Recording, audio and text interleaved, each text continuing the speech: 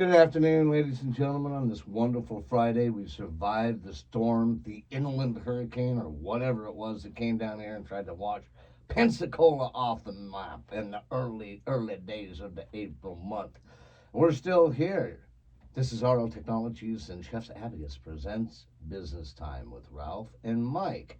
You can reach us at www.rltechfl.com. That's our website. You can see all of our beautiful pictures and our store and the About Us and our landing pages, and check out Chef's Abacus and look at our stuff from Order Counter. We're going to have some new stuff up there from AMP. We're going to have some new stuff up there from Oakley's Wine Cellar. Aha, something we haven't talked a lot about. Our fearless leader has been up in Alberta, not Canada, Alabama, all week, making sure that gets put together. You can email us at info@rltechfl.com and let us know what you like in the show, what you'd like to hear more about in the show. And you can reach out to us on Facebook at facebook.com/RL Technologies 180. And introducing Mr. Lawrence here, who will give you our YouTube page, and eventually we're even setting up here on TikTok, ladies and gentlemen, to help get the word out that much more, because things are happening, and we're tired of not being included in the fortune teller bracket here. We have joined the likes of TikTok. Yes, Yeah. it's. I don't have that link memorized quite yet, so I apologize. That's we'll, okay. We'll really post it everywhere. Don't worry. Yeah, we were really trying to avoid this. We were. I had to take a shower afterwards. Yeah, YouTube.com/RLTechFL.com. We're videoing this, so this will be up. Check us out. We don't have all of our podcasts videoed, but today is actually our 30th. This will be, yeah. When all published this upcoming Monday, because oddly enough, I think according to the schedule for SMEs, we're actually doing the podcast on Monday again. We are. And which is interesting enough. Funny, it's either a Friday or a Monday. Yeah, it's going to be nutty. So anyhow, we'll be talking to Will, Mr. Will. Mr. William Hinnis, one of the assistant general manager down at the District Steak and Seafood in Pensacola. Yep, a resounding thumbs up on Will. His application to that place, his effect on it, the job he's doing down there, and from a troubleshooting standpoint, the one person I think without qualification that you and I like dealing with when we have a problem down there is Will. Yeah, no, he's very he's very tech-minded already, so he knows what's going on. Yeah, and he asks questions, he learns, and he will do everything in his power to help you solve the problem, without bringing a bunch of nefarious information. I'm upset that he wasn't the assistant general manager when I was waiting tables there so long ago. Could have helped there. Instead, you had to help that young lady out of the building. Yeah, yes. Literally, with a box. It's weird. But welcome back. We're glad to be here. So to start with, my while I've been down here dealing with, are you ready for it? Project Ursa Major. Oh, That's where we're at. That's where we're at? That's where we're at. I like that. All right. I like it. You ready for the underlying tone here? The Big Dipper. 99 spin. Yeah. I was thinking something Milky Way. But. Yeah, but we're still there. We're we're close. Great minds. We're close. I feel like Ted Knight when I'm doing that. Okay.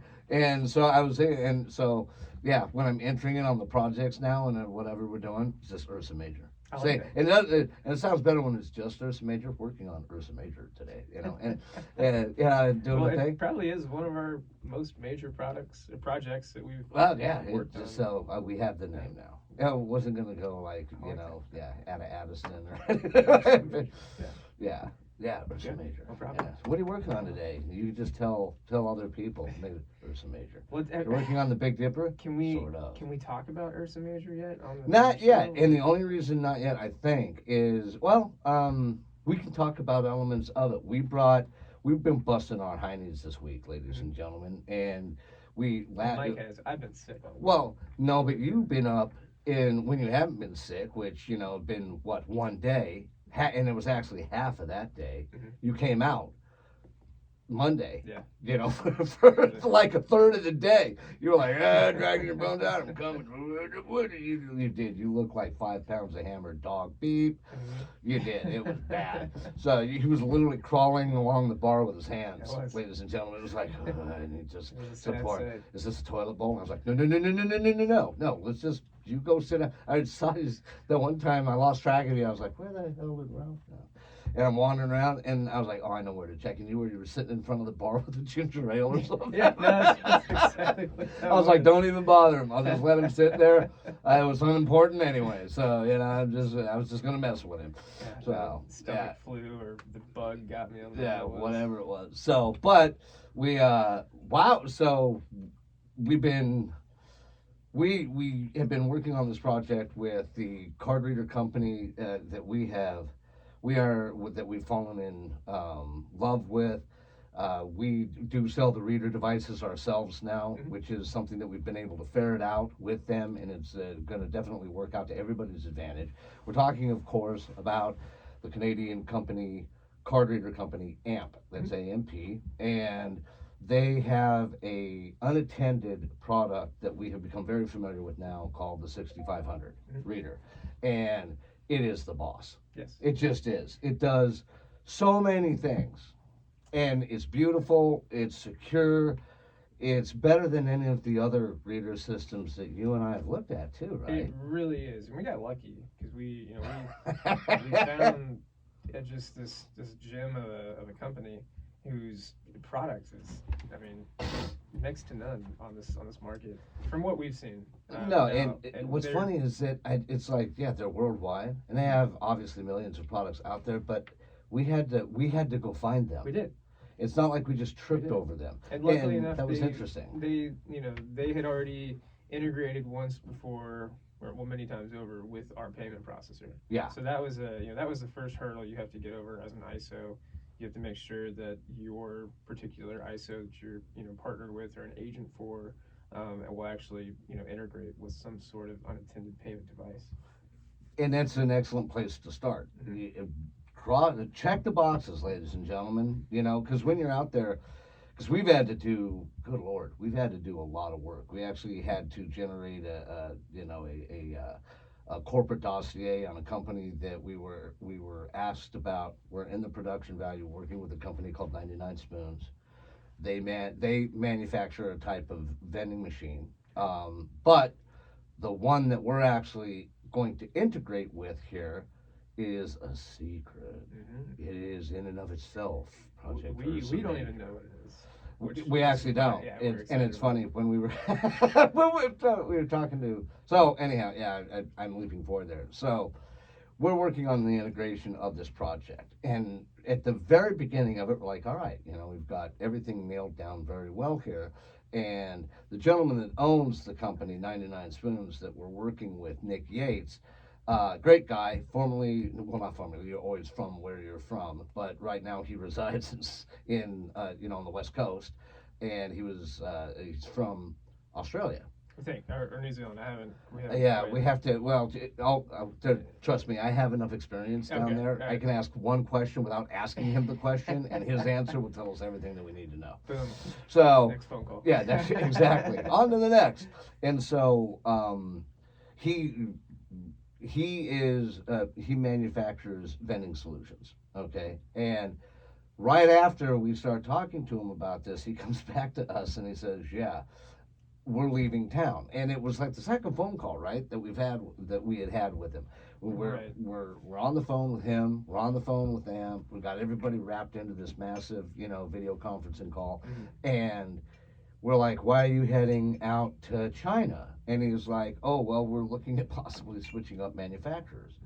So we're like, "Well, okay, maybe we should, because Nick obviously moves quick.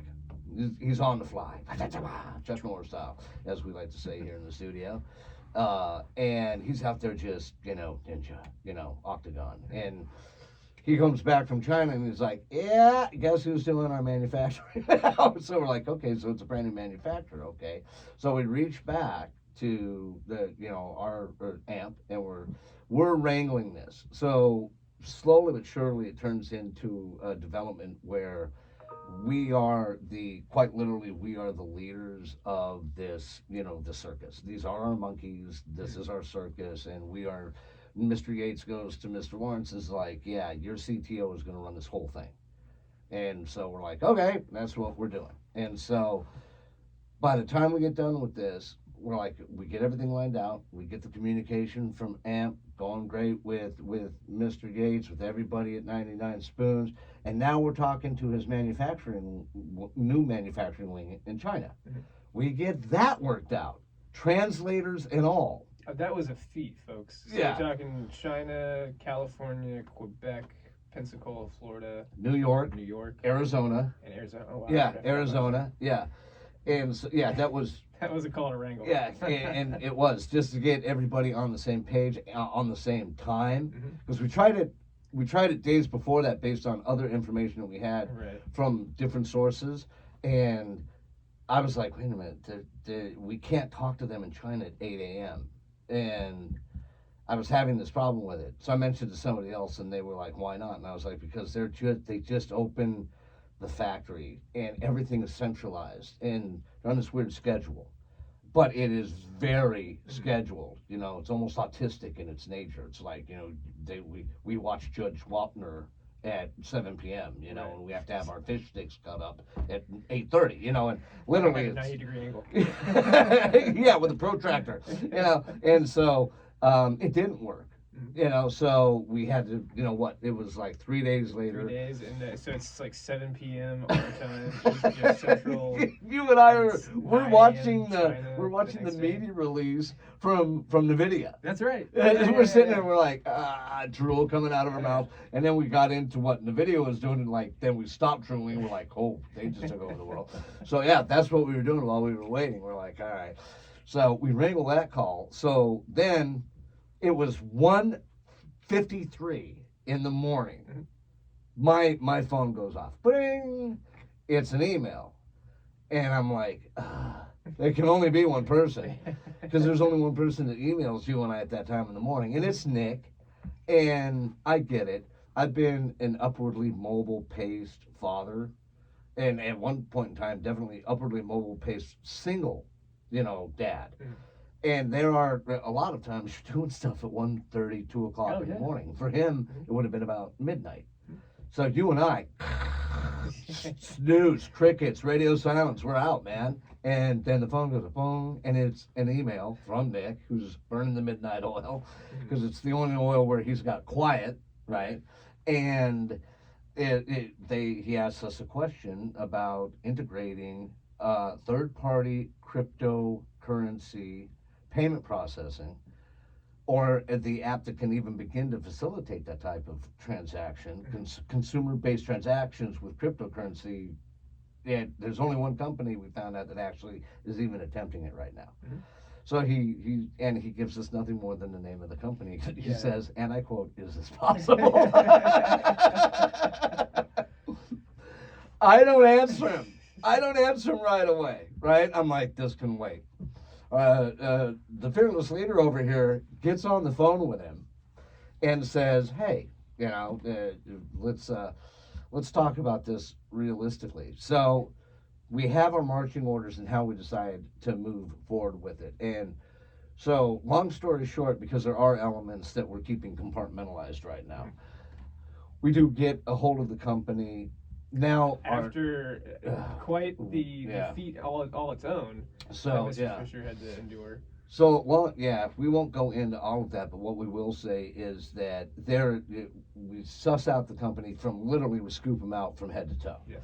And this is our message to ISOs out there. So many people are having to go global with their make a living interest. When you're looking at making money with your company, you can't stay rooted now in the United States. You just can't. No. You got to reach out, because that's where the businesses, everybody else is out there too. Yeah. No, all the money's gone. Yeah, some of them That's it. stumbling around, and so when you go out, you have to scoop these companies out, because like the company that we scooped out, that we were handed, say, hey, take a look at this. they had made a critical decision that we talked about on this show, right? Mhm. In relation to the Binance Yes, we did. deal. Yep, you brought that up. And so, yeah, we were looking at the fact and the change of just industry and capital and the ability to absorb damage, from that from a revenue standpoint, where you're getting fined or something of that nature. $100 million used to be like a death knell to Oh, any yeah. company. Done. Yeah, and we actually were talking about the amounts, Mhm. right? We were like, maybe $1 million this decade, $10 million the next decade, $100 million, in the 2000s. Damaging, might survive, probably not though. And now Binance happens in November. They're found guilty along with the owner of Binance, Mhm. 4.4 or 4.3, excuse me, Mhm. $billion with a B, Right. $billion. And Binance is like, yeah, that's terrible. Oh, we're going to keep going now. Yeah. No, they're still operating. Yeah, They're and they are doing still their thing. operating. Now, I think that they've had some troubles. Yes. And you know, companies attached or partnered right, with them. which we found out through Yeah. our dealings with our friends, across Yeah. the pond. And it was a huge deal for them too. But they didn't say anything about it. They did their best to overcome it. But we put two and two together by, when we're deep diving, we're scooping out a company. It's an application of intelligence gathering methodologies. And so when you look, we found other components of saying, oh, this transpired over here, and oh, this transpired over here, and look at these numbers right here that are being reported by the very company that we're talking about. It's obvious that something very drastic took place. Right. So anyhow, we put that together. So the next call though that we're dealing with, the next wrangling that we're dealing with twice this week was obviously here in Florida and then Canada and then Lisbon in Portugal and Germany. And we would have had to have been in Czechoslovakia, but they actually plucked the gentleman, Eugene, from Czechoslovakia and put him in Lisbon. And the move had just occurred that week. Oh, wow. Last week. Right? Yeah. So I'm dealing with a room of a bunch of people with another company that don't even know each other. Mhm. Eugene is, I can tell everybody's new to him. I've been talking to Fred, gentleman from Portugal, fantastic individual.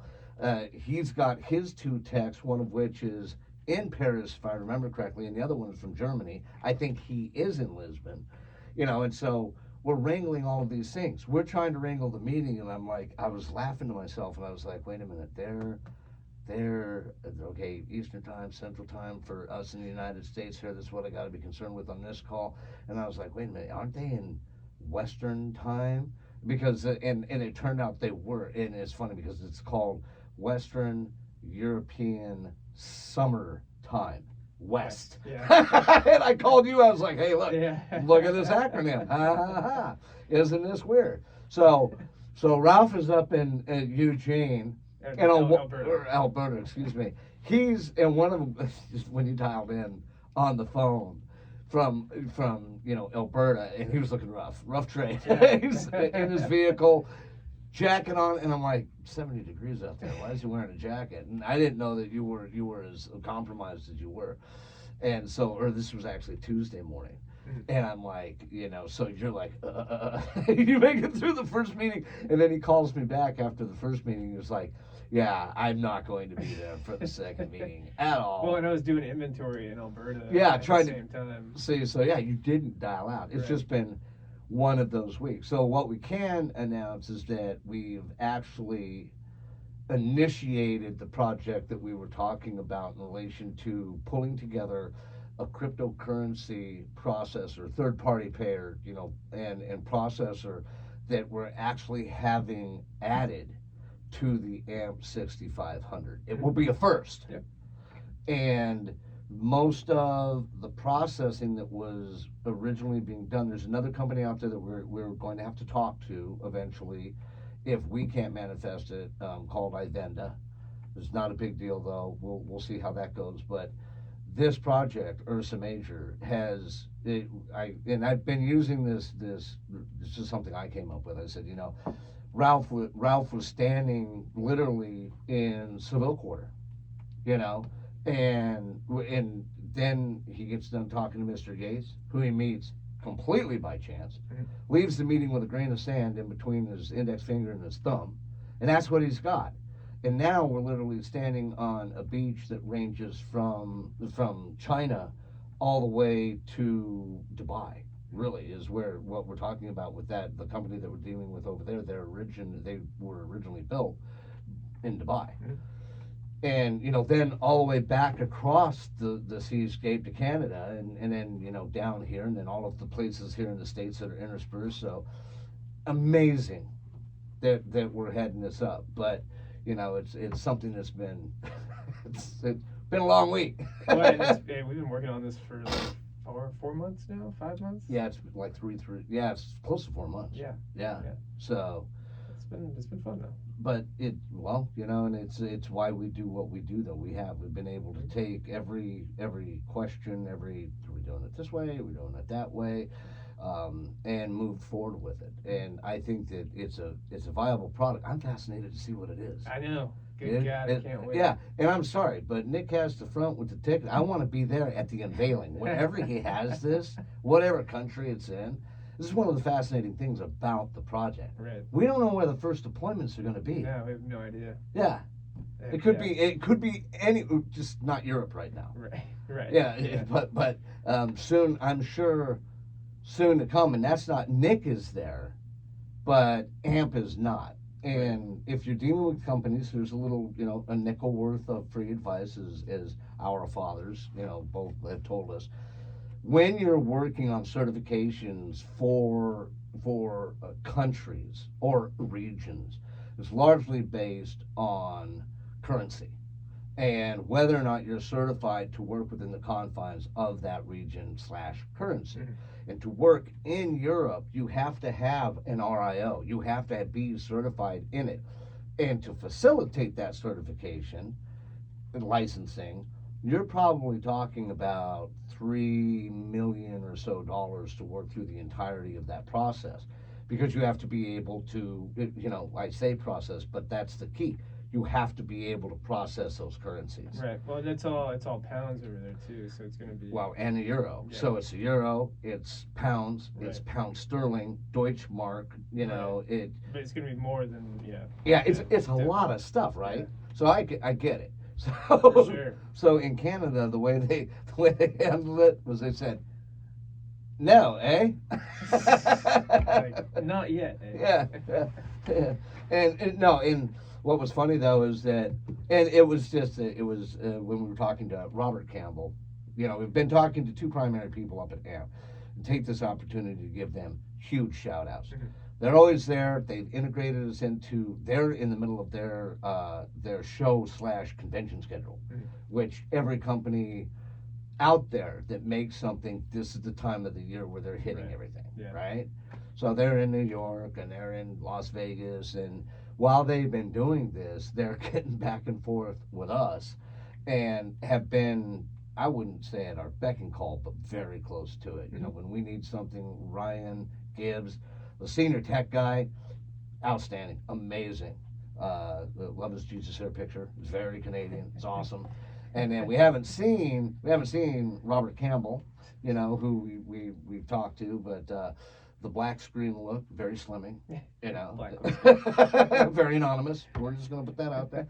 But no, these guys from AMP, Robert Campbell and Ryan Gibbs, have been amazing. Yeah, and we can't wait to get our first devices out there. Yeah, so hopefully we have to find some warehouse space. Yeah, well, based on what we know about some of the other things we've talked about that we have to kind of keep compartmentalized, that's a very real thing. But one of the things that we're keeping in mind, and it's something for our ISOs to keep in mind, those people who listen to the show that are doing similar things, you can't look at something like that and go, oh God, we can't do that. No, you have to look at it and go, how can I do that? Yeah. How in the world can it be done? And that's, so, when we say it all the time, people probably don't know what we're talking about, but we are saying here at RL Technologies is don't panic, it's organic.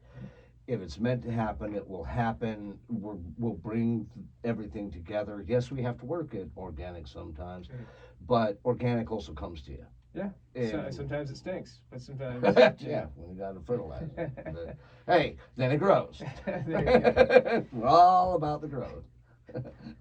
So, yeah, it is. It's hilarious. So we'll continue to give you updates on Project Ursa Major. Yeah. Dun, dun, dun. I know we may change that again now, but Oh, yeah. I think the underlying jokes associated with it are very apropos. Well, once we figure out what the product is, But that'll then the change. project's over. Then it's out of the bag. We're like, oh, maybe what if we're so far off? It was like, project. We should have called this one Dimpling Zebra or something. And people would have been like, why? What is it? And it's a candy striping machine. Oddly enough, that's all it is. Yeah, it just stripes candy. Whoops. Make one sale a year. They needed one reader. Yeah. Wow, we're really let down by this, ladies and gentlemen. But hey, we're gonna keep going. Yeah. No, but check out the shop. It's a really nice, slick little device. It can Yeah, I'll have that up there. We could put one on your house if you wanted to. No, and it's I will say it's big, It is. but it's light. But the thing about it is that screen, the camera ability, the ability to read QR codes, everything else. When and this is a shout out real quick here to the engineers and the people that have been working at AMP. Shout out to you guys, because when we had the meeting with the cryptocurrency processor out in Portugal, we had that meeting and we were talking about it, the second meeting, because we did one meeting. And you and I generally use Teams. Mhm. We don't use Zoom that often. When we do, we keep it short. Mhm. This meeting went 40 minutes so fast, my head almost snapped off. And so we hit the hard deck, right? Then they shut you off. Yeah, for they 40 minutes. did. The timer came up, and we're all talking. Yeah, it was like, all right, we got like 3 minutes, and then it just cut off. We had like 2 sentences going on Right. between 2 different people. And so I went down. I was like, all right, Zoom. So I purchased the Pro, and I was like, all right, now we don't have the 40-minute hard deck. So we had to wrangle another meeting with everybody that had been in it, plus 2 more, the very next day at noon, because everybody from that company was going to Dubai for some type of retreat. Right. And so, it was just funny. So we had that meeting, and while we're having it, the CBDO, Eugene, for this company, he couldn't believe it. He really couldn't believe it. He's like, okay, from an integration standpoint, this is fantastic. The device looks fantastic. We can engineer this so that we're reading the QR code that's been generated, or it's reading the QR code that we're generating, which is prima facie when dealing with crypto wallets. Right. And that's hard. Right. Well, and from what I took from this entire situation, like Mike was saying, I'm talking about ISOs, if there are any that are listening to us. There are these 2 companies across, the entire planet were concerned with one thing and one thing only, and it was the hardware. When I first talked to Nick, I jokingly asked him, why are you using NIAX? Why are you giving that away? He goes, oh man, the hardware. There's just nothing out there. and that's what. And this is a guy that. For how long has he been doing that? The man has over 8,000 machines of his first product In the out wild. In the wild. Yeah. So this guy's been doing this for some time. Been doing the due diligence, He's right? given quite a bit of his business to NIAX, and we're coming for you. But just keep in mind, doing dirty things. They're if you can find the solution, you'll find the people that have the problem. I think the other thing that's most important there, because we've had other projects that have come up with this that we're still working on in the background, and we've said this before on the show. Ask the question. Mhm. Don't take the position. Well, somebody has to have thought of this. Right. Because how many times now? I mean, just in this project, over a dozen, where everybody stopped and they're like, surely somebody has asked this question before. And we're like, well, no one did ask this question before, and stop calling us Shirley.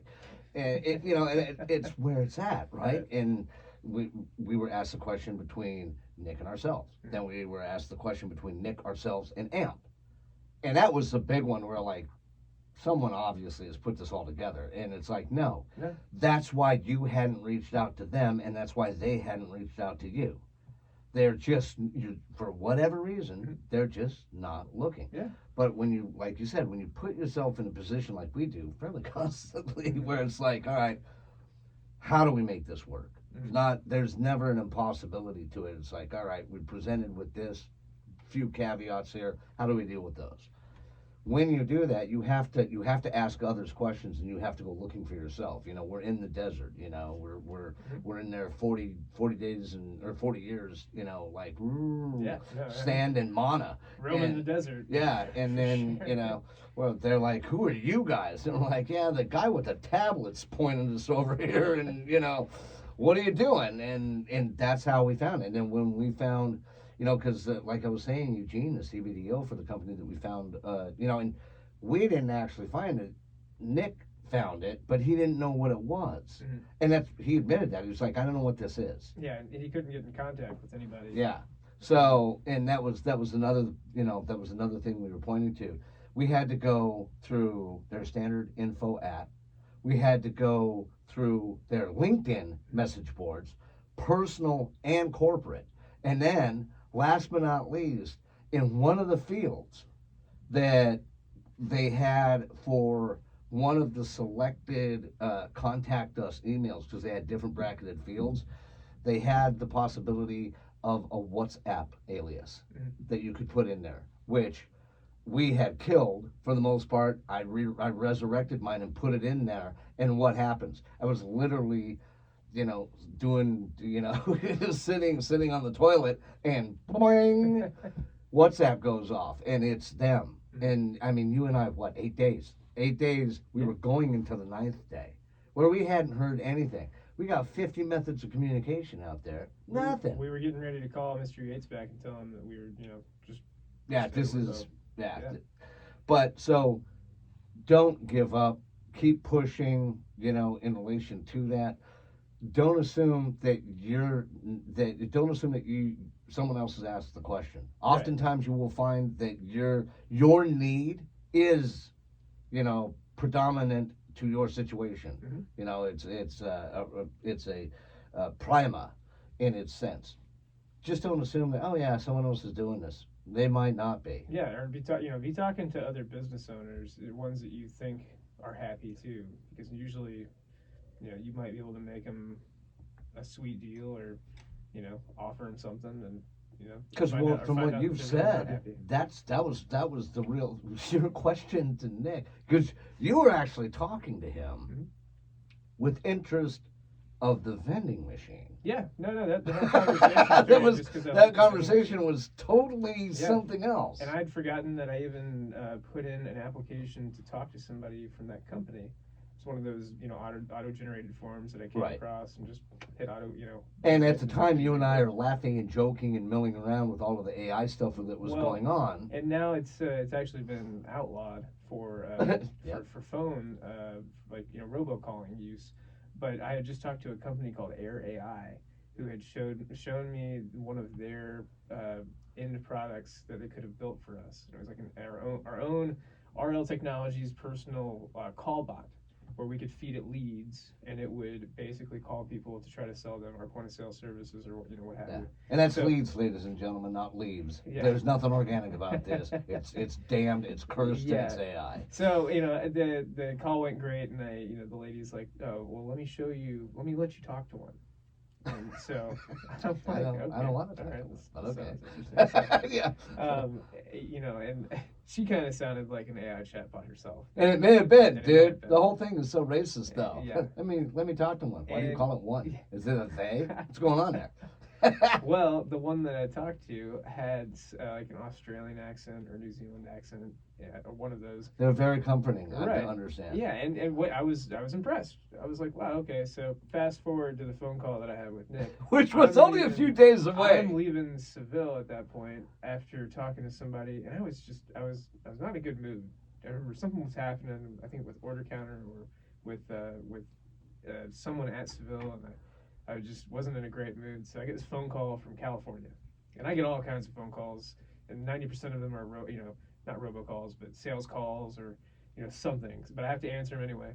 Right, just in case. And of course, the guy answers, and the way he started the phone call was just the exact same way that the Air AI bot did, and he had an Australian accent. You're like, and we're talking, we're chit chatting, and I couldn't get out of my head. And I'm liking what he's saying, and I jokingly said something about AI, and I said, man, I just talked to a company called AI. I told him the whole thing. He starts laughing. He goes, I know exactly what you're talking about. I just talked to that company like a month ago. and and I was like, wow, they showed me, a guy with, like an Australian accent. He goes, wow, they showed me a guy with a European accent. Right, because you don't sell the Australian accent to the Australian person, right? So it was we laughed about that, and that kind of broke the ice, and he started talking about the machine. And I was very interested in it, and we got to the credit card processing, and he went to go explain it, and I was like, oh no, I know how all that works, but let me ask you this, why are you using NIAX, or would you be interested in allowing us, to do our own thing? And mind you, ladies and gentlemen, we have no foray into the unattended industry at all. Yeah, no, I was just literally, just taking advantage of the phone call, because I realized after that we talked for a few minutes that I was talking to the president of the company. Right. So I'm like, okay, hey, this is the guy to ask. Yeah, and it turned out that he was. And he posed the question, and he stopped for a second, and he was like, well, let me tell you that the hardest thing that I've come across finding, is the hardware. He said, NIAX just made it so easy. He said it's really expensive, and I hate that. And I don't get a piece of any of their processing it's now. It's Stripe, it's Square, it's Toast. Yeah. So I was like, well, what if we found a way to cut you in, and actually give you another card reader? He goes, man, if you could show me a card reader that'll integrate, I'll just show me where to sign. Right. And so that conversation led us to where we are now. And it's So when you're pissed off, take your phone calls. Yeah, and yeah, definitely be there to receive them, because out there, in fact, we were talking about it. There's one of the individuals that we're looking at picking up, a guy that we approached for a customer, a year ago, and you had actually approached him prior to that, and while he wanted to make changes, he was so invested in QuickBooks and everything. Rob. Rob at GlassWrap.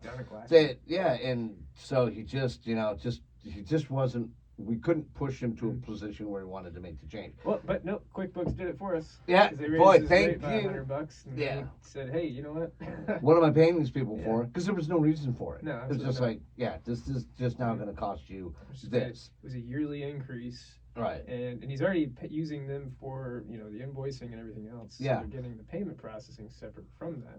So, I mean, his bill was, a few $1,000s a month. From QuickBooks. From QuickBooks, yes. And crazy. But hey, that's when he called, and you picked up the phone. It's like, sure. We'll help you run your QuickBooks, of course.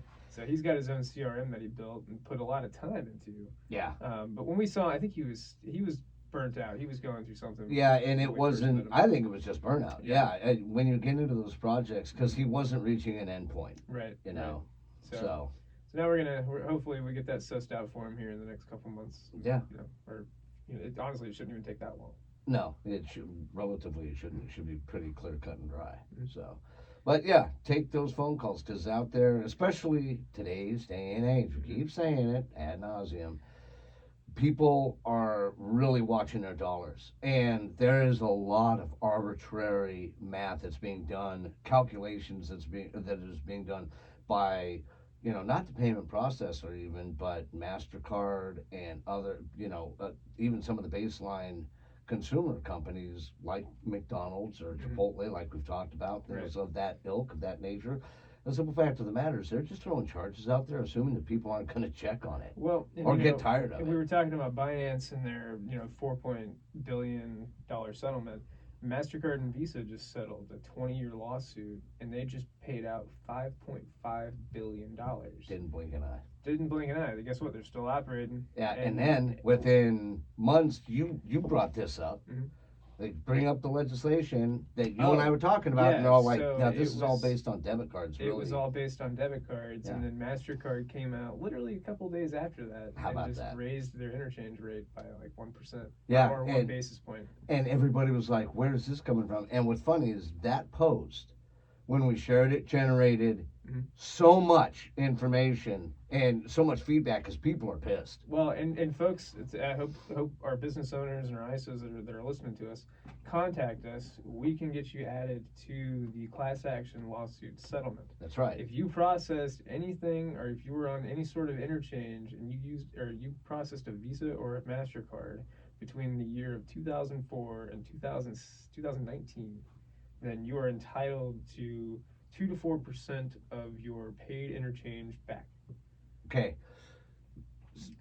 Repeat that in relation to what they are owed back. So basically, the years that you processed, you could get 2 to 4% of the money that you paid Visa and MasterCard for the interchange on those cards. Now, I mean, if you're a smaller business, it might not be worth even batting an eye at. But if you are a business that's been around since 2004 or before, this is definitely something to think about. Because interchange was one of the only ways to process cards back then. That's right. You were on some sort of tiered interchange rate. So you are entitled to some money. And by the way, the better that your business did, right, the more you're basically paying them in that 100%. process. Yeah. So if you're $1 million a month business and you've been that way for quite some time, talk to if your credit card processor or agent hasn't contacted you, you need to fire them. And there's a distinct possibility that they haven't. 100%. Because we're talking to people that had no idea about Mm-hmm. this. Mm-hmm. And this is something that just goes back to the merchant. This isn't something that is profitable for an ISO. This is what you do for your clients. Right. Yeah. And we want to just generate it because we're pushing. It's one of the things that, when we were asked in this last meeting that we had on Tuesday, the afternoon meeting, or actually it was Wednesday, excuse me. And when that meeting happened, the company we were dealing with over in Portugal, they were like, so why do you guys do what it is that you do? And I told them, I said, we're about the agnostic. Mm-hmm. And they kind of did the Cocker Spaniel tilt to the left. What do you mean? And it's like, it's all about the agnostic. It's about anarchy within the confines of the system and poking the bear as often as we can, setting it on fire, because we're the only ones that are going to keep this fight alive. Mm-hmm. If we don't do it, then all of these fees, everything, the lawsuits, what you should have been paid. Never assume that the credit card company A knows everything. Never assume they're right about everything. Mm-hmm. How long did that lawsuit take to complete? 20 years. 20 years. 20 years. And so that could have been a generational thing. Like, hey, Sonny, take over the pizzeria. Right. And, now the kid is sitting there going, dude, he was processing all that time. Mm-hmm. And I've been processing for at least the last 5 years. And, so yeah, we're owed this money. And hey, just remember, ladies and gentlemen, that paying that money out, when you brought that money in and the credit card company evaluated you on the tiering, you had to pay taxes on that. Mm-hmm. Okay, so money got taken out. It was already being adjusted. And then they take more out. Mm-hmm. It's like, hey, by the way, we're going to make a mistake here. Wink, wink. And you even have to ask, they must have said, and I would believe this if you told me this now, and this is an opinion, okay, just an opinion. If you told me, yeah, we found this memo, and MasterCard and Visa knew that they were screwing up, but they built the cost of the settlement into what it was that they were doing in relation to the screw up, and they made so much money on this that the fine that they're paying out is a pittance compared to what they actually made. Well, I heard Facebook, or I think Google or Facebook was doing that with one of their AI models, where they couldn't get the data that they needed because they're running out of data to feed these AI models. It was Google, I think. And they were actually weighing the Yes, it idea was Google. of just doing it anyway and then dealing with the legal consequences later. Yeah. And it's like, wow, okay, that's where we're at. And that, what's funny is that actually started, unfortunately, it started with things like HIPAA. Mm-hmm. And people are going to be like, well, that's a stretch. No, it's not. Not yeah, and we know big time. And believe me, you want to talk about two people that are on the front line of that war for a couple of years. We know for a fact that when it was explained to them in the way it is explained to most doctors coming out of college right now, they're told operationally to set money aside for settlement and the rebuilding of their computer network infrastructure. Yeah, well, no, that's why. Yeah. That's why attorneys and doctors are such good friends. Yeah, because they're like, hey, you're going to spend this money anyway if you get caught. Mhm. And the worst that HIPAA's going to do to you, let's say you screw up the breach notification and you have breach. Mhm. You're looking at $3 million, $3.2 million in fine. Hold my beer. We hammered this, man, once before for somebody. And so we know every in, every out of it. And the simple fact of the matter is now most medical practices are like, okay, yeah, we just set this aside, have it held in trust for this aspect of it, so we're not being taxed on it. But yeah, we put a couple of $1 million aside just in case breach happens. Who cares? When they could just be not allowing it to happen. Well, but in their mind, they're going to spend more money, and they're more gambling folk than you would think. Yeah, and their idea is it's like, and I've heard this put to me, I don't know how many times. It's like car insurance. Yeah. No, it's not. You want to make it like car insurance. Mm-hmm. This is your rationalization. Right. But it's and not. These are doctors we're talking about. Yeah. Folks, and these people do not care about your data. They only care about their own bottom line. It is to them, HIPAA and elements like that. It's probably one of the greatest. It's one of the greatest nuisances for them. They hate it. Yeah. And they don't want to hear about it. That's how badly they hate it. Go in and talk to a doctor about HIPAA for 5 seconds. They will have tuned you out at 2.5. They're gonna grab their office manager and shield them. Yeah. No, get back, fiend, unclean sinner. We've seen it happen, and one of the office managers was the man's wife. Yeah, and she wanted to do it. She was like, "Yeah, we really need to think about this." Yeah. Yep, nope. Nope. Got hammered with it later on. That's so. But the point we're making here is, don't believe that the credit card companies are there.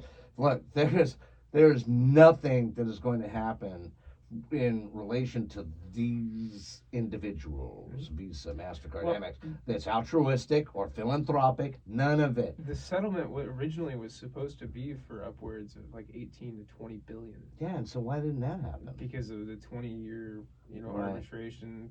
They kept, going back, and so they gave them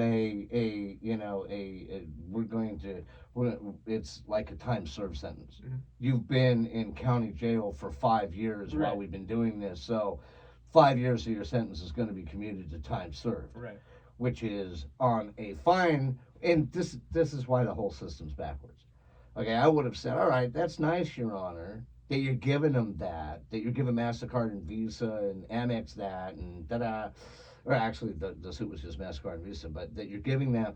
What has the interest rates been, and what is the cost of living increase over the course of that time? Weigh that against the amount of time that they have probably paper cutted and tried to get out of this lawsuit. Well, here's the thing. There's the people that get rich in this equation are really just these class action law firms, because the money's there. Like Visa has taken the money, given it to the courts. Here, do what you will with it. We're done. We're going to go on to break more laws and charge you even more money. What really sucks for the person that had a company for 20 years, almost 20, 10 years ago. Yeah, called it that called it quits, had to shut down for whatever. Unless they're willing to reach out to us, they're not going to get a piece of that. Yeah. So there's so many businesses that are technically quote unquote a part of this lawsuit, and they're actually Visa and MasterCard sent the courts the data. So there's data there that has to match up with the corresponding individual. Right. So we don't have to have a whole lot of data. We just have to know your EIN, your business name. Right, and what your DBA and what you're processing. We send that off, and then they match it up. And if we need any more, information, we can reach back to you. They can actually take your information and reach out directly to the payment processor that you used. So there's there's literally just call us, give us your information, bing, bang, boom. Which is, in my opinion, kind of a good thing through this, because that's a check and balance system to another group of people that need to maintain the records properly. But this is also good for those people that no longer have those access to those records. People that had WorldPay 20 years ago, I highly doubt that they're still sitting on an No, invoice or yeah, anything. that cardboard box would have gone out the window. Right, long yeah, ago. for sure. I would You have know. probably, I would have burnt it a couple times. Yeah, yeah. Look at all this money we wasted. You want to know my Oh, dude. account number? I threw it away a couple years ago. The You know. constant data call, the troubles with it. But if you think that you have something sitting in the winds, I mean, this Yeah, definitely pays you for had itself. that business, and even at, I hate to say it, even if you were a small mom and pop, look, years add up. Yeah. You know, they do, and you may be like, oh, it's probably only $50. No, No, No. no. I mean, it's probably in in the hundreds of dollars of range. Even on the smaller side, if you were open for just a couple of years, yeah, you still probably have a couple $100 Yeah. coming to you. it might be. Definitely don't It's let worth it it. don't let it go to the class action lawsuit people. Yeah, Definitely try to take some. because that money, like you said, they already coughed it up. Yeah, no, it's out there. It's just going to It's sit here. there, and if you let it sit there too long, someone's just going to take it and quietly invest it. Well, and it'll suck for the bigger clients, but the the less people that try to claim this, the more meat on the bone there is for the lawyers and for the Right. bigger clients. As much as we want our big clients to have all their money, they're there's not enough in danger money- of there's- going out of there's enough business right now. there for everybody to feel Right. like that they got a piece of Yeah, and business. yeah, we're not talking about something that you should be using to buoy your company. That's not the point. Point is hey, this is there. Mhm. It's owed to you. You were basically you were overcharged. Right. It's that simple. If you discovered this and you believe, you're like, this isn't adding up. And what's funny is we have people say that to us from time to time. We run the numbers and we're right on the ISO and we're right on the customer and we're like, something's not quite right here. Oftentimes we have to get pointed back towards the credit card company. Mhm. Oh yeah. And this is part and parcel to the trouble, because then when you say that, everyone's just at the, oh God, and they roll their eyes and it's like, I don't even want to deal with that. Yeah. Well, somebody else dealt with it and found out that they've been skinning you for 20 years. Yeah, and then you go back to your guy and you're like, why couldn't you give me this price? Yeah. So why didn't we ask about this? Right. The check and balance system is so important. It's why, I know it's an expense, but when I have had the business and I have been in charge of the money, whether it was my business or I've been in charge of that aspect of the business, every 2-3 years, you go out and you hire a third-party accountant. Mhm. And if your accountant has a problem with it, then fire him Yeah. immediately. Yeah, you need to have other people looking at it. Yeah, say, look, sure. and you do tell them right off the bat, say, look, there will be an internal audit Mhm. with a third party. Yeah, I'm going to have your books looked at in relation to my books. Right. Deal with it. Yeah. No, it's like always get a second opinion. Yeah, because now, what did we find out? Remember, you and I, jokingly, we were talking about the baseball player, his accountant, and his Oh, interpreter. Yeah. They came up with a final number. What did they? $16 million embezzled by Captain. He doesn't Oh. know how to speak English. Yeah. And right. turns out the guy did know how to speak Yeah. English. So, Well, that just means from what I think, that they brought the interpreter over just as the original fall guy, just in maybe. case. Because Yeah. This guy has that kind of gambling problem. It's It's been a problem for I a know. while. I was sitting there. I was looking at the dollar amount because I was watching the news this morning, and of course O.J. Simpson, passed away Mhm. yesterday. I'm not saying unfortunately or fortunately. I didn't know the man. I'm a massive football fan, and his numbers are relevant to a game. That's it. Everything else, I know because I was in that industry, and my whole family has been in the law enforcement industry for so long. I know a lot of things about that trial that nobody Oh, you're knows. a Denver Broncos fan. I thought you were going Yeah. to say Ford Broncos fan. Old Ford Broncos. Dude, I actually saw a Scout International that's for sale right here at the Audi Pensacola. Mhm. $200,000.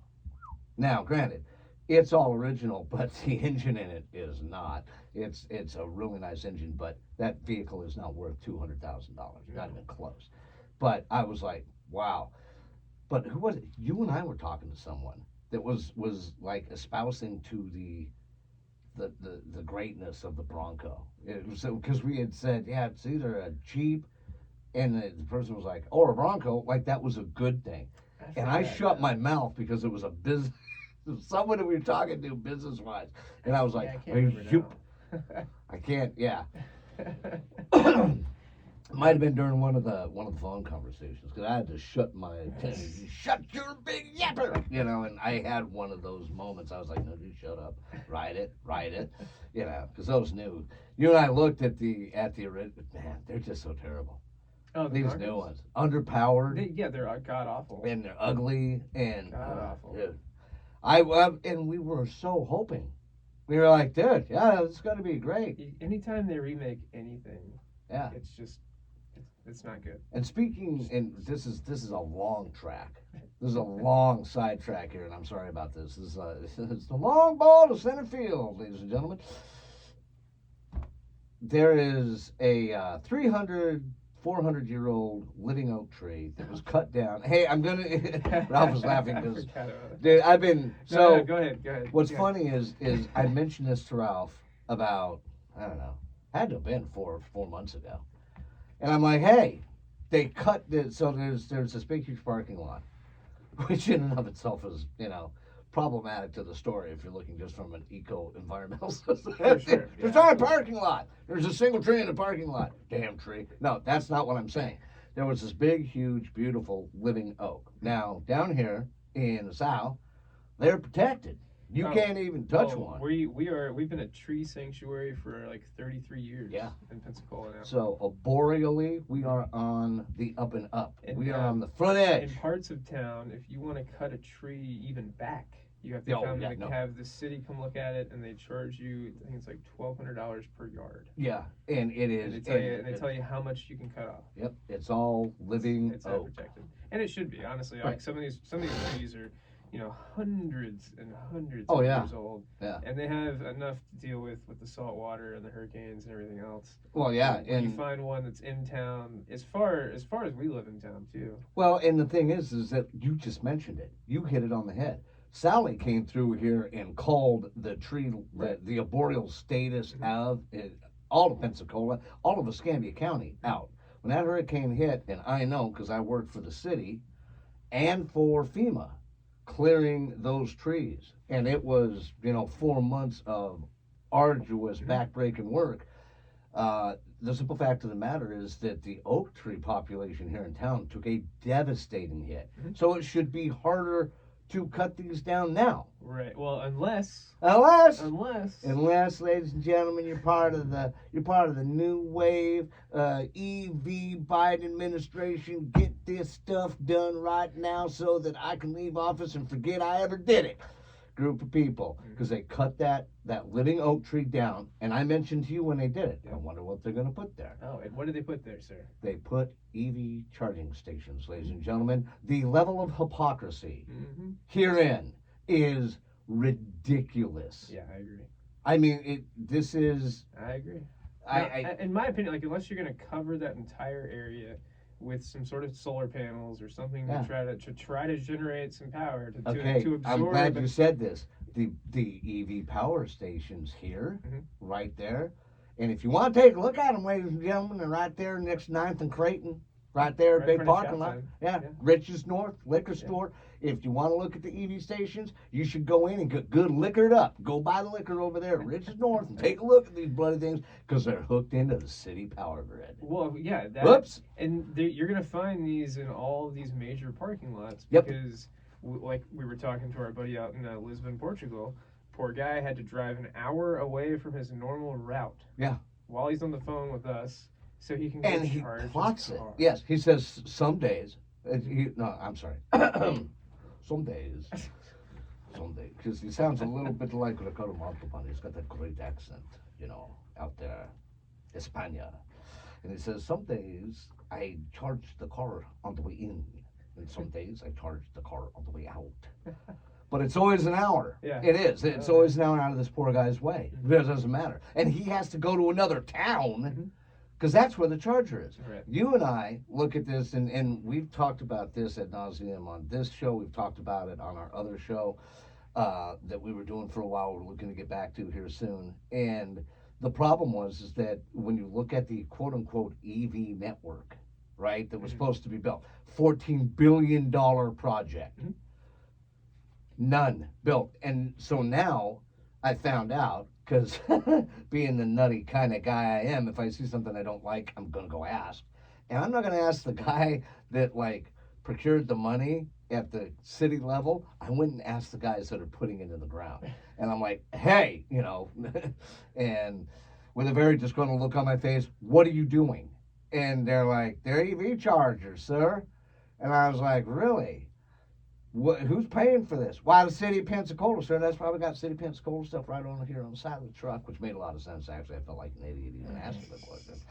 So, but yeah, and so this is in part. Now, eventually, what they can do is they have to go to the state, who has to reapply to be part of the grants, and you know Florida's never going to do this, so that money's never going to come back, right? And according to the states, the process by which you have to do it is so misaligned and so problematic that you're not going to see that money anyway. No, and you know, and we're paying for it, folks. Exactly. It's on the city power grid. That's right, and we're paying for it because that 14 billion, again with a B, dollars, that I think they've had $500,000, or not, excuse me, $1.5 million in total equipment issued out of that $14 billion.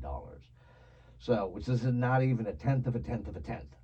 Okay, so they're sitting there. That came out of our taxes as well. Yeah. So they took 14 billion and just put it in a corner, and now someone asked them the question about reallocation. They're like, what are you going to do with this money? Because there has to be a window for the project, you know, when it closes. Where's this money go? Crickets. Oh, yeah, it's going Radio home. silence. It's going home with our politicians. Yeah. So, but yeah, so that's the way of the future. Cut down But your living trees. Speaking of politicians and all of that, let's talk about what's happening in New York. Oh, yeah. Since we've been Okay. talking about everything happening in California with the minimum wage increase. Well, wait a minute. You and I, sir, talked about this on and not even. Oh, I don't know why I'm lowering my voice, because it wasn't like we talked about it on the snide, right? No, we talked about it on the show. Yeah, we actually Many mentioned it. times. Yes, many times. Many times. So you're exactly right. Now, but I didn't have this on my bingo card for 2024. No, I did not either. This one. I felt like I got slapped in the face. I was like, whoa. I didn't even. We put weren't that even into thinking thought. about this Yeah. Holocaust. Oh man. Yeah. So there's actually a convenience store in New York City, folks, that has outsourced the cashier position to another country. I think it was the Philippines.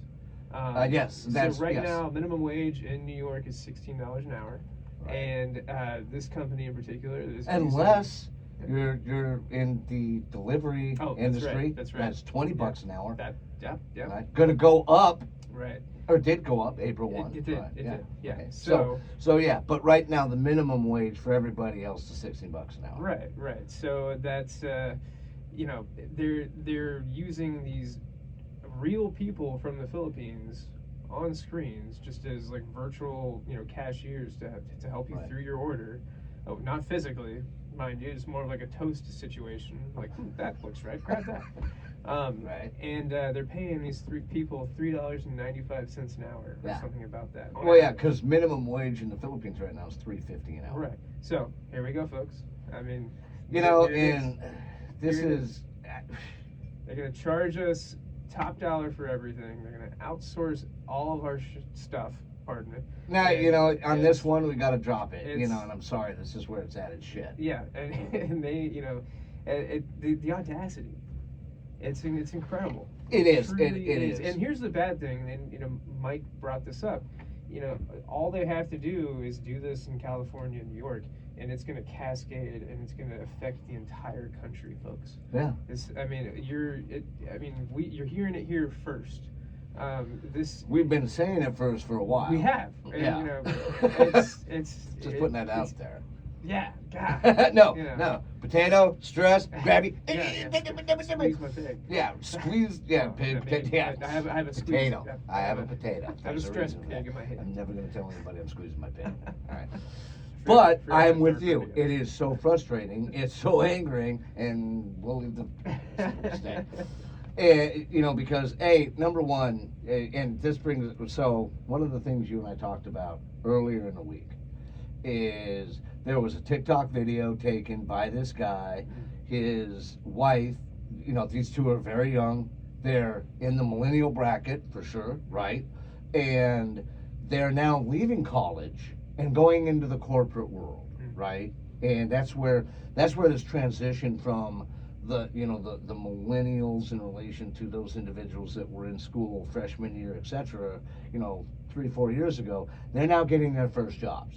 All right, they're going out, and so his wife works for a company, and basically she's handed the company credit card and said, "Go get lunch for everybody." All right, $200 approximately should have been a $200 ticket, right? So she gets it back and she looks at the receipt because the price is $236, and she's like, "Okay, why isn't this a $200 ticket?" And so you see that wherever they're from, there was also a living wage tax on top of it and everything else. But more importantly, there's something that is only listed on the Chipotle receipt as a service fee. Now, ladies and gentlemen, right out of here across from me, Ralph Lawrence, out of the mouths of Babe, we were talking when we first started this podcast about the gray area and the intentional ambiguity, the stealth, the shadows that credit card companies and payment processing companies. And this started with Toast and their $10 yes mystery charge, delivery fee added to the service charge. That's right. Yeah, for anything over $10. Right, and we were like, why? That didn't make any sense. And then when we're like, they're gonna kill this. They're about to kill this. They killed it. Yeah. But now we're seeing it come in other forms from other companies. Like Wendy's came out and said they're going to do dynamic pricing. Then they tried to backtrack and say, yeah, we were going to do it the opposite of what you guys think. We're going to give you because everybody looked at each other and said, so you're going to charge us more for when we're all coming to your store and eating food? And they're like, oh no, you misunderstood. Right. And it's like, no, and folks, that's what you told us. We're going to give you some insight into the industry if you're a listener that's not familiar with it already.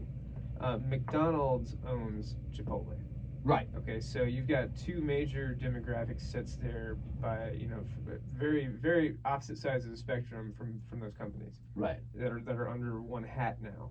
So McDonald's, you haven't heard a whole lot of stuff about them coming out and wanting to raise prices. They know their demographic. They've been trying to combat that. Actually. Right. And they know that because of their clientele.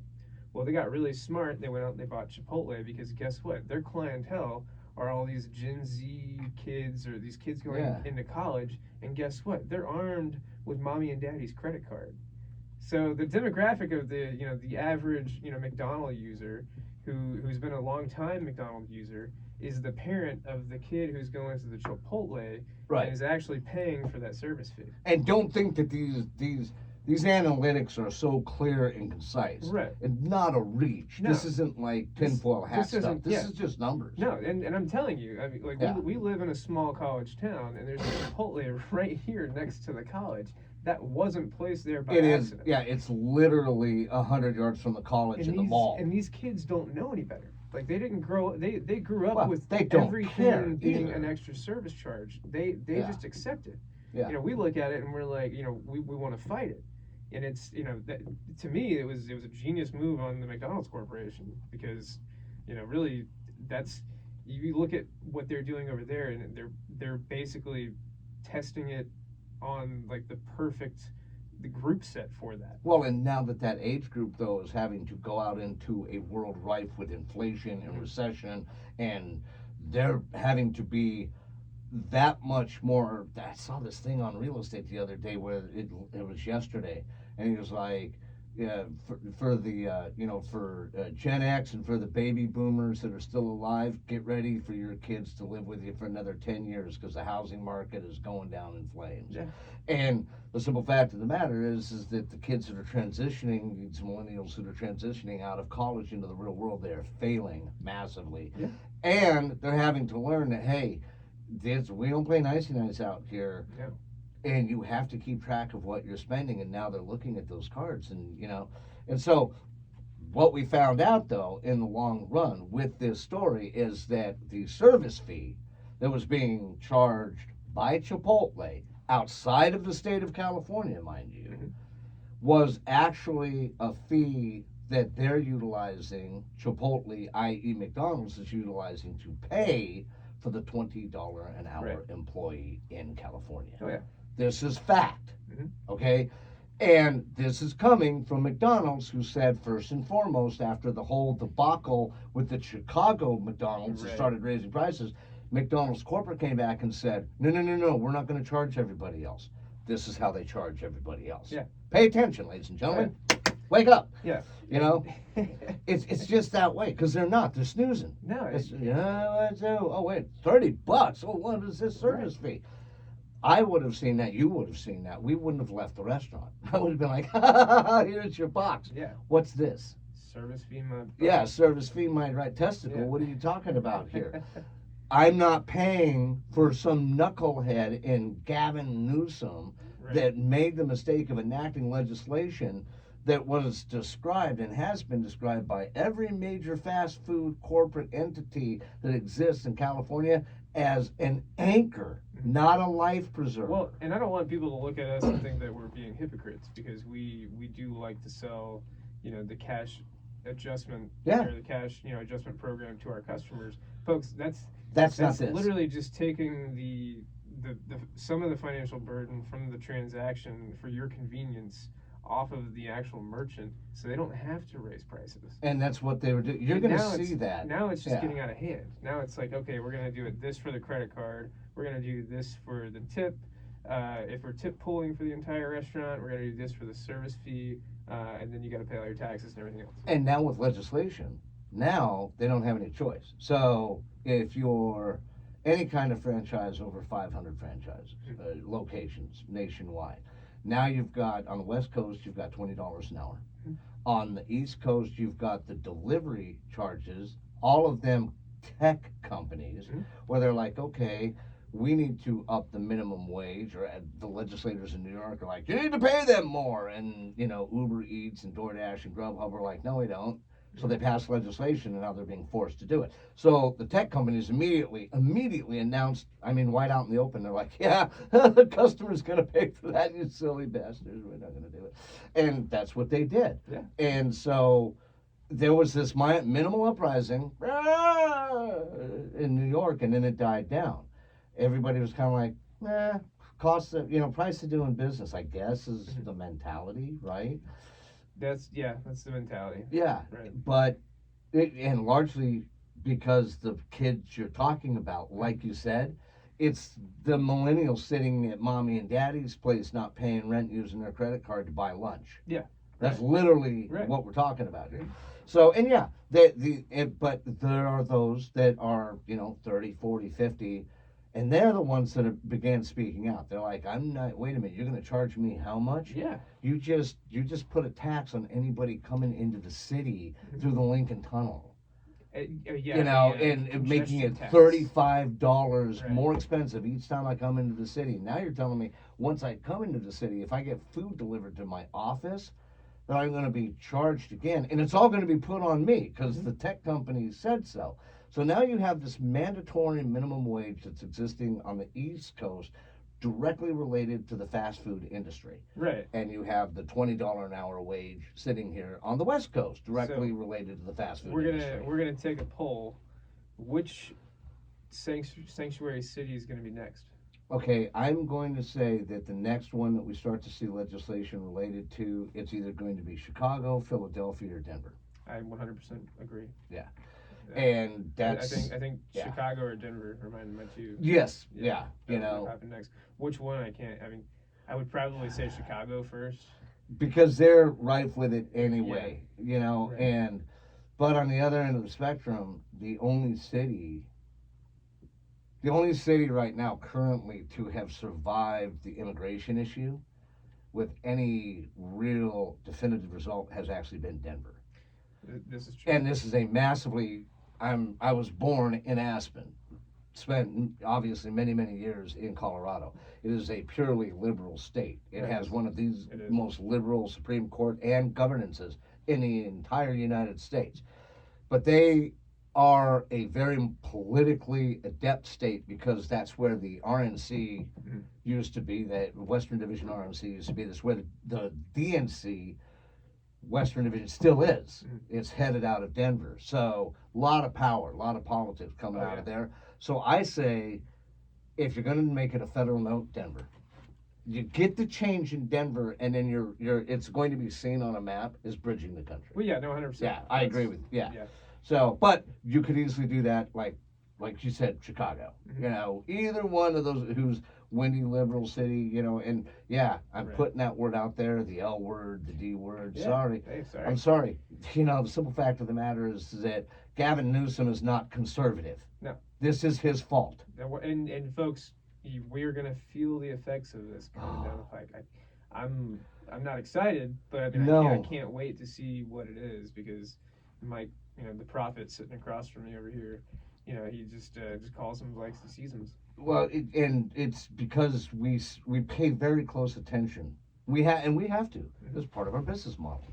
And I do it without even thinking though now. Now, And, yeah.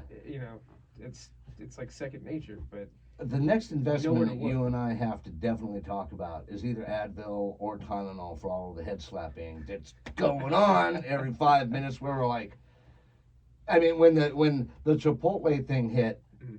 we were like, head slap. When the minimum wage recurrence happened, when that legislation got passed, and we started to see the aftershocks of entire franchise closing without any word. Mhm. Boom.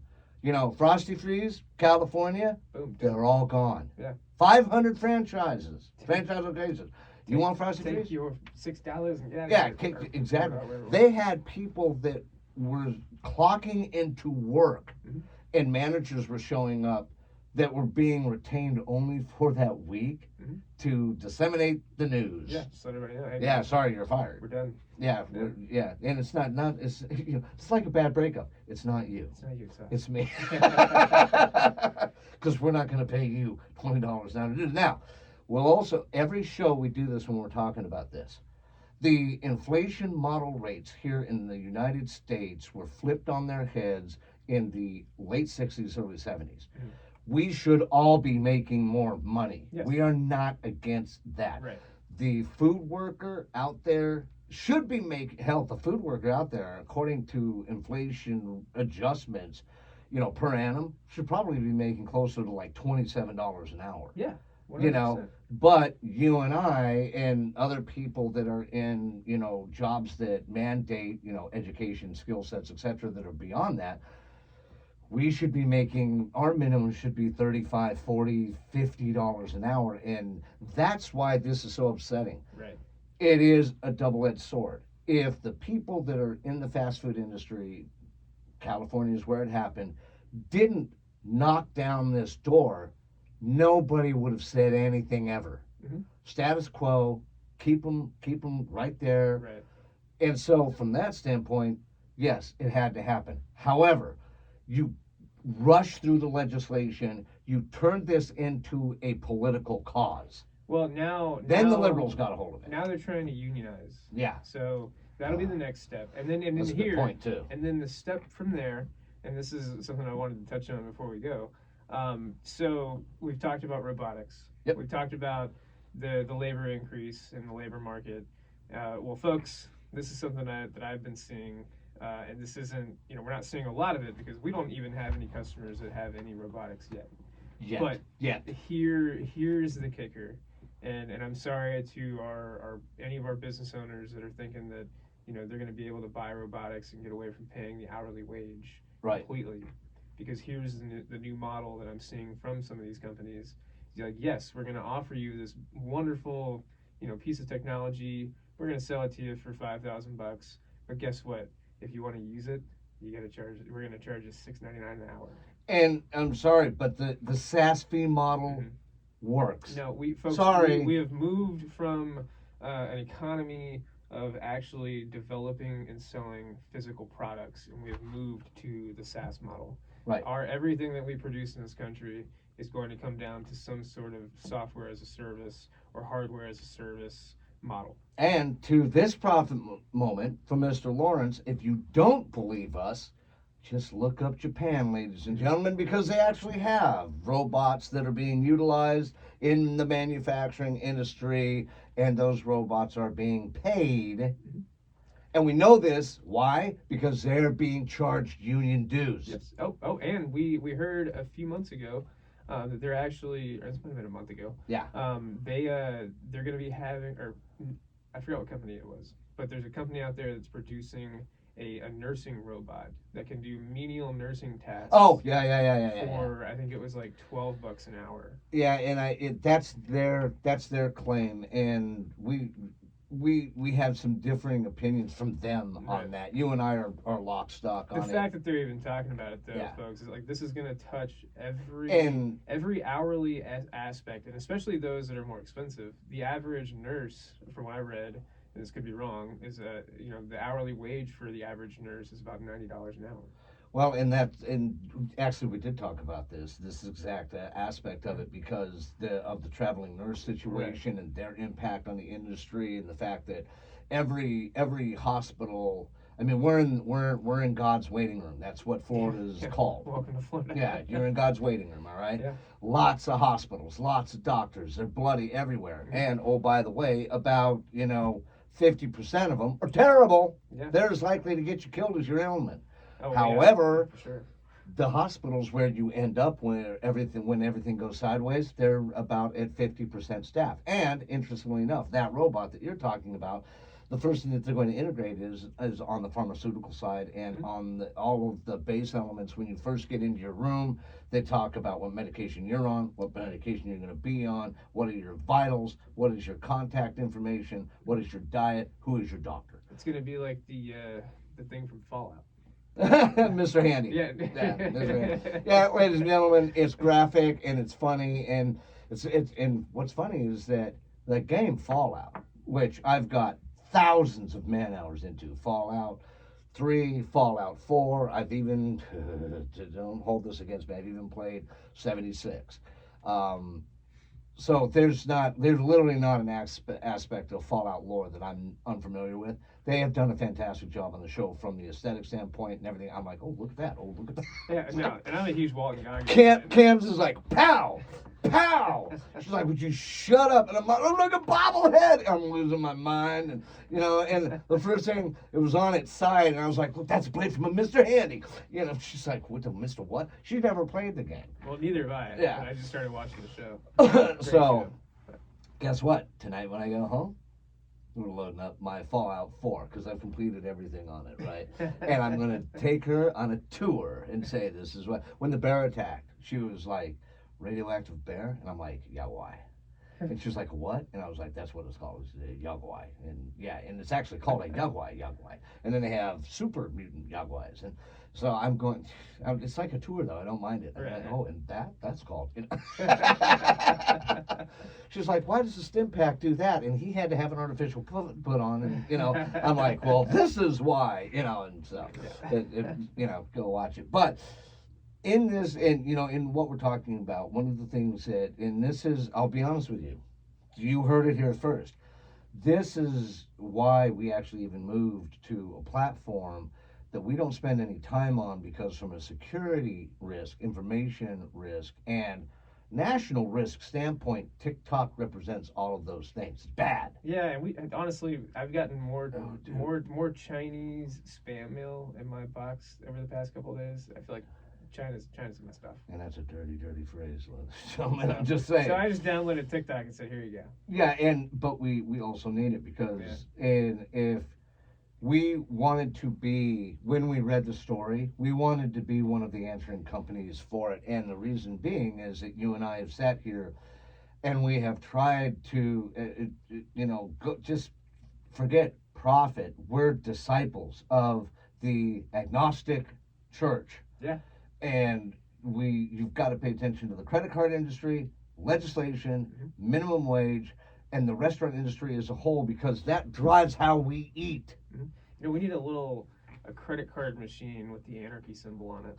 That needs to be. Dude, it'd go punk rock, and Cyberpunk 2027 to grab hold of it and go, hey, we did that first, and be like, dude, this is I don't care about Sid Vicious or any of that, Anarchy in the UK, stupid ridiculousness. If you want to watch something related to punk rock, make sure you check out Matthew Lillard in SLC Punk, one of the greatest movies ever. That aside, the part where he's sitting there with his 2-foot mohawk, Right. just about ready to get out of college, Absolutely. and his dad, who's the actor that plays Shooter McGavin, is sitting there talking to him and trying to help him direct his life, and Matthew Lillard flipping him the bird every 5 seconds, and then when the dad gets done talking to him, he's like, and Matthew Lillard's like, yeah, but Dad, you're a Harvard Yale yuppie. You sold out.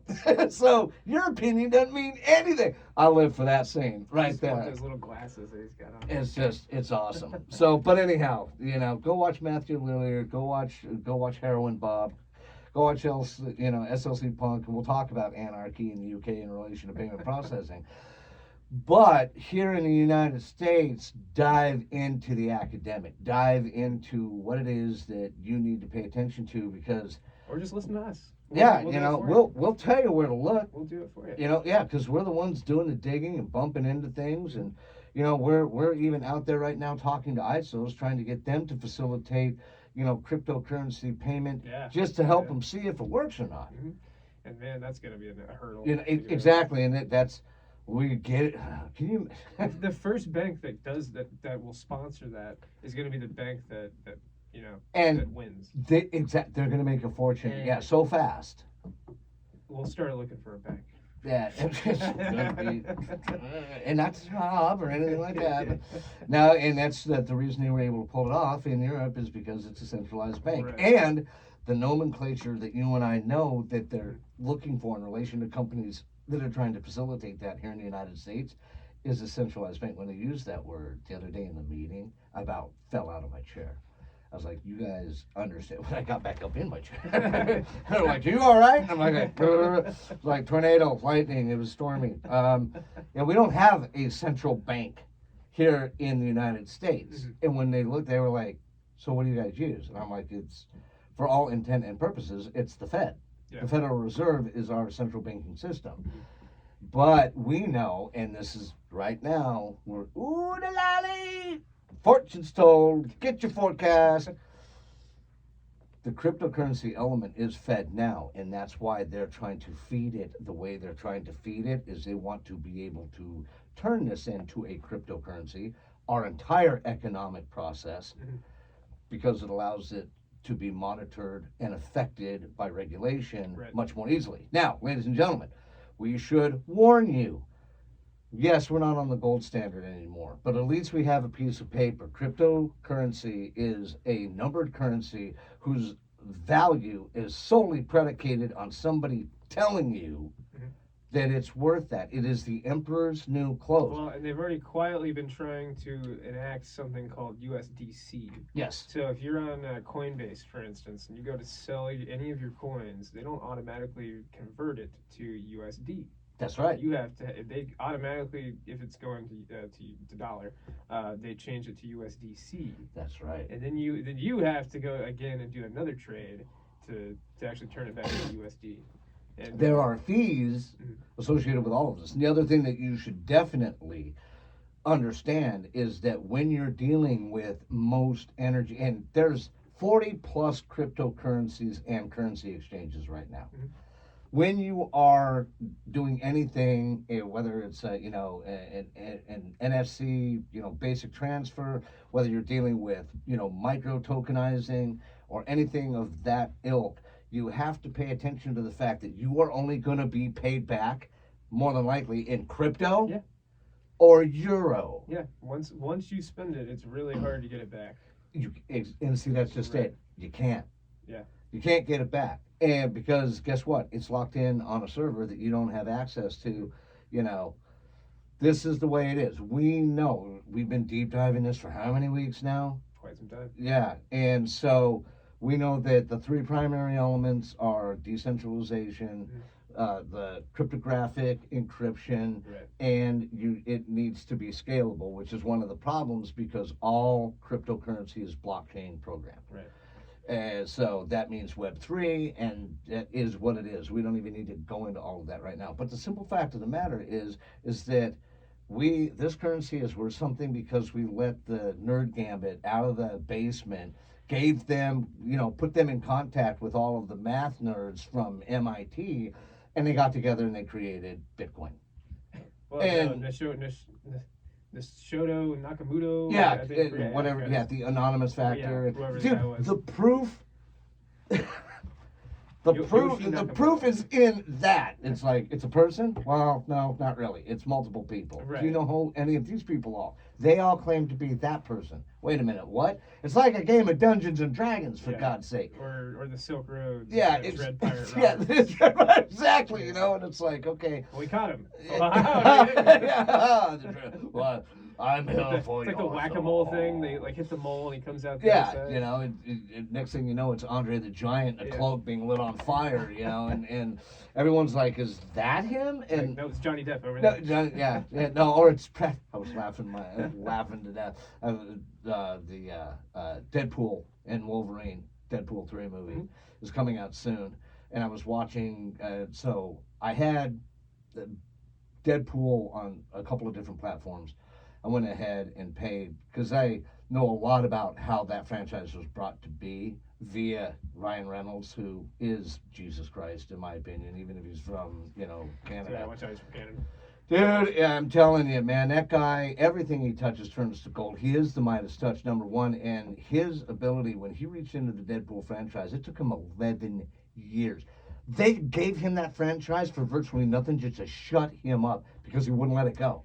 Well, yeah, now he owns part of Mint Mobile. And, Yeah, and he had Aviator Gin, and then he sold it because it was one of the most popular gins in the world. And then he went and bought a soccer team. And how did they make that even better? He's like, well, we're going to attach an Amazon special to it. But and with, I mean, like comedy god like Yeah. Rob McElhenney. exactly. And the guy just, he just spits in the right direction, and Right. you're golden, And so, but anyhow, that's what happened with that. So I'm a big fan of Deadpool and Ryan Reynolds, so I was watching the bonus features of 2, and in the scene there's a character called Visible that dies, he's called what the hell is it? It's like invisible. That's his power too. He's just invisible. That's it. Mhm. So they're doing a scene where it's Ryan Reynolds and it's T.J. Miller, right? And they're interviewing potential team members for what will eventually become X-Force, Mhm. right? So, and for the comic book nerds out there, which I am, you got X-Men, X-Force, X-Factor, X-Wing, who knows? So, they're building this team, right? A superhero team. So they're interviewing this guy and they're interviewing this girl, and and we get to meet Domino, for the first time in the industry, and then you get the invisible superhero, right? And so they're like, is he here? Did he leave? Right? So they're having this moment. So X-Force, they put their plan together and they deploy. They jump out of a C-130 in high winds, which, as someone that's done a few of these, bad idea. So anyhow, they open the chutes up, right? And in these high winds, they start going everywhere, right? Right. And so the only way that you can see the invisible superhero is because you can see the chute on him, right? So the chute opens up and he's blowing around and he gets blown into some high tension wires. And as he's getting electrocuted, he's become visible, and it's Brad Pitt. So it turns out I didn't notice this. I never noticed that. I was like, yeah, I got electrocuted. I never took the time to look at the face Right. as it's getting electrocuted and go, because I'm really good at that. Right. I'm really good at faces. I'm really good at voices. And I'm like, when I looked at it, I saw it. I was like, oh my Lord, that is Brad Pitt. But I saw it in the bonus activity. It turns out that Brad Pitt was like, he reached out to them. He's like, I just want to be in the second one for like 10 seconds. I just want to do this weird little cameo. Right. And so they were doing this. They're like, oh, you can be this invisible superhero that dies on high That's- tension wire. And it's Brad Pitt of all people. Yeah. So, ladies and gentlemen, if you're, we want to keep you up on your business, but hey, also a little entertainment flair, every once in a while. Yeah. Go watch that movie and enjoy yourself. And hey, try and see and put it out there on the fan forums. Bring back Miyazaki's The Boy and the Heron. They waited to release it in India and China for some reason. I know that has something to do with the fact that once it hits those two markets, it's going to get pirated and copied everywhere. So, and I'm sorry, that's just the way it is. Take it from someone that used to get a lot of his movies off of newsfeed agencies. And yeah, I'm trying to redeem myself for that. So, but this the Miyazaki movie it's the last one that he's done. He'll ever do. And so bring it home to us so that we can watch it, because I've been waiting for it. And it's like, dude. So another piece of entertainment news for you there, ladies and gentlemen. Well, folks, thank you for joining us today. Hopefully, you got some interesting news, and Well, hopefully and you can so- use it in every day. Real quick, once again, contact information for us in relation to the payment processing settlement. Oh, yes. Reach out to us on or at info@rltechfl.com. You can find all of our information on our website. We actually are currently waiting to hear back from a company, and we will have our own landing page Right. that you can go to directly for that. I'm actually going to have a meeting with them at 4 o'clock today. Preempt it. Don't wait. Find us at our email. Again, Yeah. info@rltechfl.com. Make sure that you leave your name, your company's name, and how long you were processing, and the name of your processor. Right. We just need that baseline information. We can talk about, your EIN Right. after we've contacted you. Right. And the first step is contacting us Right. so we can get you on the docket, and then we'll go from there. And it's very important. Agnostic, anarchy. Let's keep it going. And when they owe, they owe. Make sure that we take them up on that. 100%. Make sure that we're out of. The other thing that I want to talk about real quick here. We're out of spring break. We're about to, end school here within the next month, graduations, etc. But one thing that we are in is in the bad weather mode for the entire country. We're halfway through April almost. It's still snowing in the Rockies. You got torrential rain that's hammering us down here. You got the tornadoes that are coming through Tornado Alley already. And there's already talk about the fact that this may in fact be, based on the computer models, this is going to be a Gulf-based hurricane season where they're probably pointing over towards Houston. And we have already had 2 major storms that have come through here where we've had gale warnings, flash flooding. You should have seen me driving home in the bug the other day, dude. I'm not kidding. The water was coming over the hood. I didn't look like a Volkswagen. I looked like a submarine. All right, it was ridiculous. I'm in a VW from Germany. I got drivers in trucks going, "Who's the captain of the U-boat over here?" I was out in it too. It was a Crazy. rough day. So be safe out there, please. Pay attention. Change your windshield wipers. Make sure your lights are working. Slow down when it gets crazy. Yes, check your tires. Yes, check your tires. Just generally keep everything in mind that while we're dealing with everything else in the world right now, get you home safe, get your loved ones home safe, and keep your eyes up. Please watch out for shrapnel. That's from another show.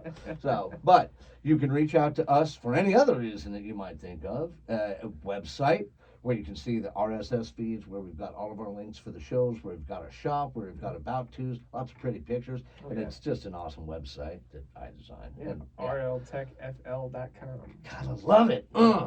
That's right. And so you can also find us on Facebook at facebook.com/RL Technologies 180. And we're all over the place there. We got great postings, etc. A lot of Yeah. likes. Check out our Facebook for our TikTok link. Yep. We'll be able to talk about that next week. And that'll be amazing. And then you can look for we're putting more videos up on YouTube. We're trying to get more of that up Oh, there. we got our camera coming. Oh, yeah. Yeah, well, Outstanding. Got a camera coming, ladies and the gentlemen. quality of the videos should shoot up after next week. You'll be able to see this lovely, lovely So. pot of skin. Might have to dim the lights a little bit. Ba-dum-bum-bum. Anyhow, ladies and gentlemen, RL Technologies presents Business Time, along with Chef's Abacus. I'm Mike Fisher. I'm Ralph Lawrence, and we'll see you guys next week. And as always, enjoy your business.